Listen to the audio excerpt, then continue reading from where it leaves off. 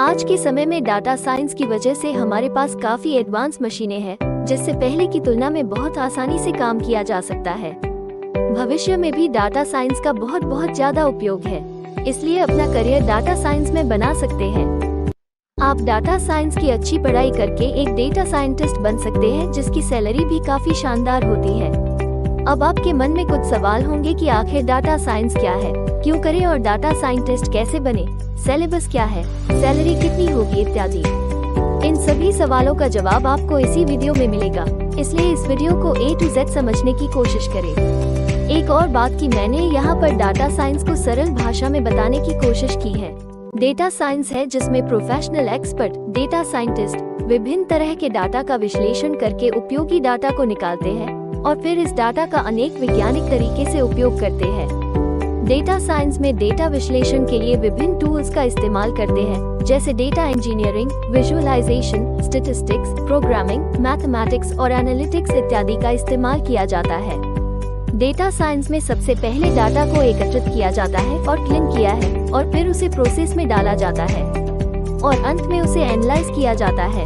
ये डाटा अनेक जगहों से लिया जाता है, जैसे देश की जनगणना में महिलाएं, पुरुष, निरक्षरता, साक्षरता, युवा, बच्चे, बुजुर्ग, गवर्नमेंट और प्राइवेट कर्मचारी कितने हैं इत्यादि। उदाहरण, जब आप YouTube पर वीडियो देखते हैं तो आपको उसी वीडियो टॉपिक से संबंधित अन्य वीडियो ऑटोमेटिकली रिकमेंडेड होते हैं, और जब आप Google पर कोई प्रोडक्ट सर्च करते हो तो आपको Facebook, Instagram और Amazon पर भी उसी प्रोडक्ट से संबंधित विज्ञापन दिखाई देते हैं।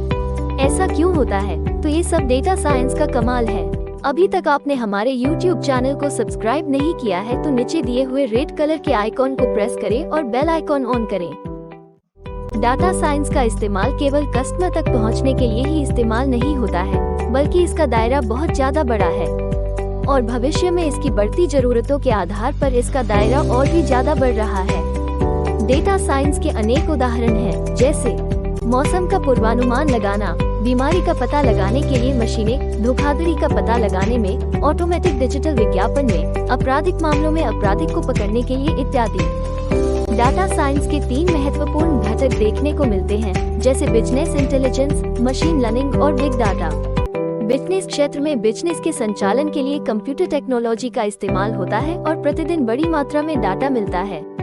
ये सभी डाटा डेटा साइंटिस्ट द्वारा एनालिसिस करके ग्राफ और चार्ट में प्रस्तुत किया जाता है, जिसे बाद में आसानी से समझकर बिजनेस ग्रोथ के लिए निर्णय लिया जाता है। मशीन लर्निंग, आज के समय में हर जगह पर मशीनों का इस्तेमाल होता है, लेकिन आज की मशीनों को पहले की तुलना में इस्तेमाल करना बेहद आसान है। ये सब डाटा साइंस की मदद से होता है और इसी की मदद से फाइनेंशियल सिस्टम में विभिन्न रुझानों की भविष्यवाणी भी की जा सकती है।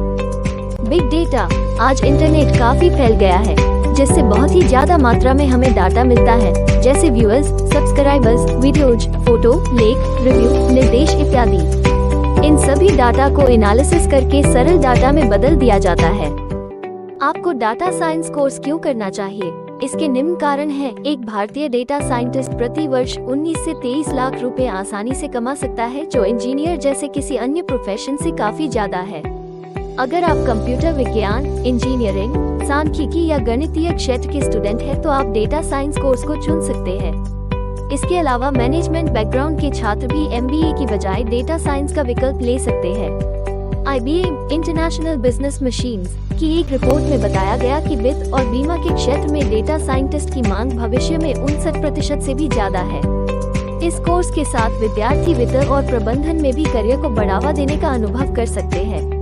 एक लोकप्रिय जॉब लिस्टिंग वेबसाइट है जिसमें हर साल डेटा साइंटिस्ट जॉब पोस्टिंग में 29% की वृद्धि का रिकॉर्ड देती है, अतः भविष्य में इसकी काफी ज्यादा डिमांड है। डाटा साइंस के काम करने का दायरा बहुत बड़ा है, मतलब इस साइंस का उपयोग अनेक जगह पर किया जा सकता है, जैसे दुनिया बहुत बड़े प्लेटफॉर्म जैसे YouTube, Facebook, Netflix और Google इत्यादि पर कंटेंट का सुझाव देने के लिए डाटा साइंस का उपयोग होता है।